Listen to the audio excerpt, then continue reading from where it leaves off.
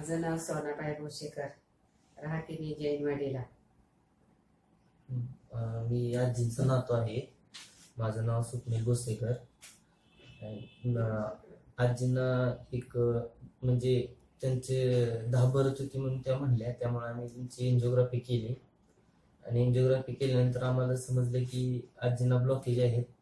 मग आम्ही ते असं हॉस्पिटल दाखवल्यावर त्यांनी सांगितले की सर्जरी करावं लागेल. आजींना तसं वय जास्त असल्यामुळे आजी सर्जरी नको म्हटल्या. मग माझ्या एका मित्राच्या वडिलांनी इथं ट्रीटमेंट घेतली होती. मग तो मला म्हणला की तू पण हे कर, जा तिथं. इथं आल्यानंतर सागर सरांनी आम्हाला सगळं सांगितलं की ट्रीटमेंट कसं असेल, काय असेल. 35 दिवसांचा कोर्स असेल म्हणून सांगितलं. मग आम्ही इथं जॉईन झालो. आणि अगोदर आजींना थोडंसं चालल्यानंतर धाप लागत होती, नंतर जेवण कमी जात होते, अशक्तपणा असल्यासारखं वाटत होतं.